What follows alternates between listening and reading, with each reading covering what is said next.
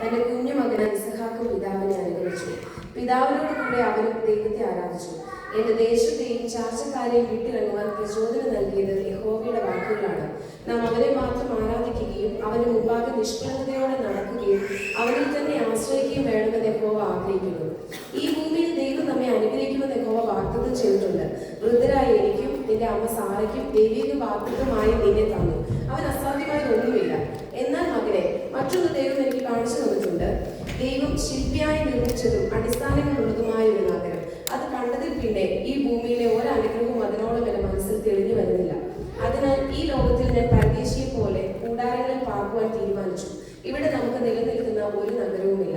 ഇസഹാക്കിന്റെ കുഞ്ഞു മനസ്സിലേക്ക് പിതാവിന്റെ വാക്കുകൾ ആഴ്ന്നിറങ്ങി. അബ്രഹാമിന്റെ യാഗപീഠത്തിൽ നിന്നും പുക സ്വർഗത്തിലേക്ക് ദൈവസന്നിധിയിലേക്ക് ഉയർന്നു. ദൈവസാന്നിധ്യത്താൽ ആ അന്തരീക്ഷം മുഖരിതമായി. ഇന്ന് വിരുന്നാണ്. ഇസഹാക്കിന്റെ മുലകുടി മാറിയ ദിവസം.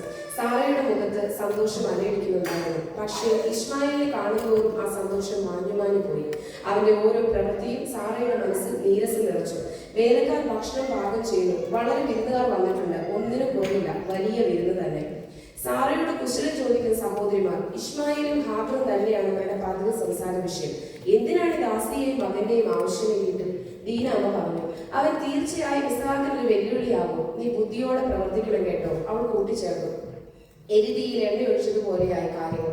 സന്ധ്യയായി വിരുന്നുകാർ മടങ്ങി. സാറ ഹാഗറിനെയും ഇസ്മായിലിനെ പുറത്താക്കണമെന്ന ആവശ്യവുമായി അബ്രഹാമിന്റെ അടുക്കൽ എത്തി. അബ്രഹാം എല്ലാം കേട്ട് സ്തബ്ധനായിരുന്നു. രാത്രി ദർശനത്തിൽ ദൈവം അബ്രഹാമിനോട് സംസാരിച്ചു, ദാസിയെ മകനെ പുറത്താക്കുവാൻ. അബ്രഹാമിന്റെ ചിന്തകൾ കുറച്ചു വർഷം പുറകിലേക്ക് ഓടിയെത്തി. ദേശത്ത് ക്ഷാമം ഉണ്ടായപ്പോൾ ദൈവാലോചന ചോദിക്കാതെ മിസ്രൈമിലേക്ക് ഇറങ്ങിപ്പോയതാണ് എല്ലാറ്റിനും കാരണം. അവിടെ നിന്നാണ് ഹാഗർ സാറയുടെ ദാസിയാകുന്നത്. ദൈവിക ആലോചന ചോദിച്ചിരുന്നെങ്കിൽ ഇന്നത്തെ ഈ ദുഃഖ സാഹചര്യം ഉണ്ടാകില്ലായിരുന്നു. ദൈവിക വാഗ്ദത്തങ്ങൾക്ക് കാത്തിരിക്കുന്നതിന് പകരം സാറയുടെ വാക്കുകൾ കേട്ട് എടുത്തു ചാടേണ്ടിയിരുന്നില്ല. സാറയെ കുറ്റപ്പെടുത്താനാകില്ല. അവൾ നല്ല ഉദ്ദേശത്തോടെയാണ് പറഞ്ഞതെങ്കിലും ഹാഗർ നിമിത്തം ഒരുപാട് നിന്ദകൾ സാറെ അനുഭവിച്ചിട്ടുണ്ട്. യഹോവയിൽ ആശ്രയിച്ചാൽ പറ്റിപ്പോയ അബദ്ധങ്ങളെയും സുഹൃതങ്ങളാക്കുമെന്ന് അബ്രഹാം വിശ്വസിച്ചു. ഇനി ദൈവാലോചന ചോദിക്കാതെ ഒരു ചുവട് മുന്നോട്ട് വെക്കില്ലെന്ന് അവൻ മനസ്സിൽ ഉറപ്പിച്ചു.